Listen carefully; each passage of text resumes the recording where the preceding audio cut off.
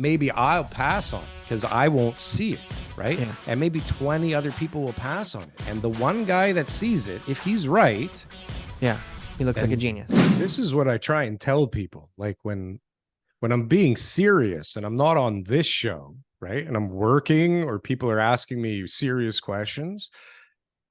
Like if you go listen to the podcast I was just on, what's it called? Rise podcast. Yeah. Uh, Austin, yeah, he was on our show and yeah, and had us his both buddy on his podcast recently. So check out Darryl's episode. It just got released yesterday. Yeah, and TK's Rise. coming up. But when people ask me, like, what's the most important part about development? Like, anybody can drive by a property and go, oh, wow, if you bought those three, that's a great deal right there. And it's like, well, what are you basing that They're on? next to each Because other. they're next to each other, fuckers. Like, I'm so tired of hearing this all the time, right? Oh, I got a great deal. There's three houses beside each other. How much? I don't know, but they're beside each other. Anyways, the key, I think, and I could be way off here, okay? But the key to development is knowing what the hell you can do before you buy the thing and really knowing what the hell you can afford to pay based on knowing what you're going to get on that thing, right? Yeah. And not just buying something and paying a lot of money so you can put together a few properties together and say, I did this, right? Because look, you can go put together the best property in Canada and not get it funded and lose everything and potentially lose everything. Go bankrupt. Yeah. But like the one that I brought you this week downtown. Okay. Without giving the address or the location. Oh yeah.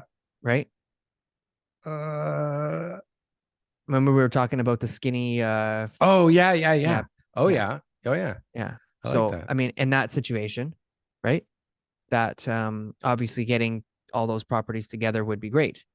But at the end of the day, is it really that, much more value than, what they would be on their own to somebody else? Maybe not.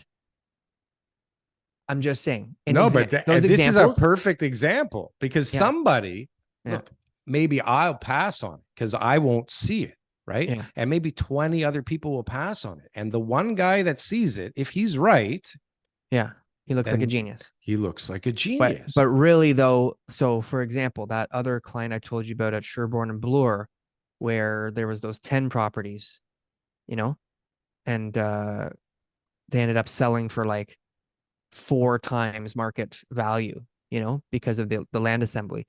Those examples are where, people, and then the developers made money on top of that. And then the guy who's eventually going to build it is going to make money on top of that.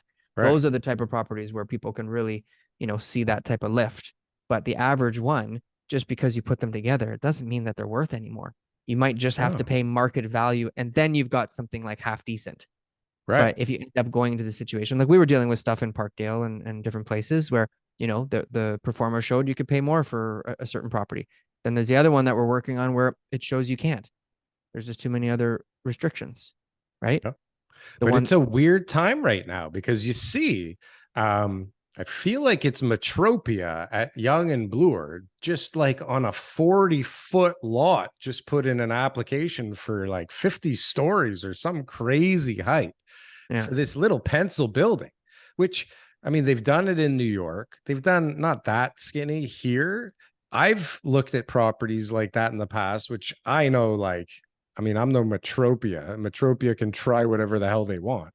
Probably failed assembly, I gotta think, because who the hell buys a 40-footer thinking they can put 50 stories on? But it's right near the biggest subway hub in the frickin' country also, right? Yonge and Bloor subway is like the epitome of where you should be getting height, right? Yeah. So like, what if they get it there? Holy shit. Then you're going to start seeing all these little pencil buildings that are like banging into each other up at the 70th story, right? Oops. Didn't think about that. Which doesn't make sense. But I guess that's what you got to do, right? When you got to look at how do you create more housing? Well, maybe we're going through a period right now where, because the city's being a little bit looser with their planning, planning, I believe, like I agree, and maybe you disagree with me, Darryl, but planning is there in order to protect the integrity of the city, to be able to preserve the aesthetic looks, to be able to preserve the culture, the traffic, the taste that everybody in the city has. You don't want something to stick out and then all of a sudden everyone's like, why did they build that? Like there's a ton of stuff built in the 70s all throughout like probably the world that you just look at today and you're just like, man, that's ugly. And whatever was going on in their head during that time, and they were just letting people design and do whatever they want, it really, looks bad now, and you just kind of want to get rid of it. So they're trying to create things that are going to be like long lasting. So I That wasn't understand a why. style choice. That was a cost choice in a time where they needed a ton of houses quickly. Like kind of now, we need But some at the end of the day, they ugly. still. But at the end of the day, they still approved it, and you're absolutely right. I'm not disagreeing with you. And right now, it's the exact same thing. So now they're fast tracking all these different types of projects, and we're Trying. going to look back 50 years and go, man, why did we do that? Yeah. Right? We need And more of those a twirly 40 things like in a 40 Mississauga. a 40-foot building.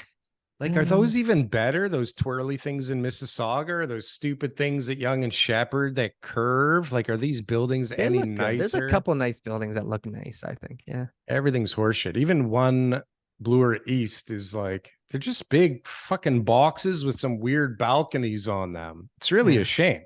But again, you're in a cost crunch from day one, especially if you're behind the 8 ball from the very first minute you make an offer, right? Hey guys, thanks for watching our clips channel. Why don't you go and check out some more clips? We got lots of other good content somewhere over here. Don't forget to like, comment, and subscribe. Boom. That was good. That was good.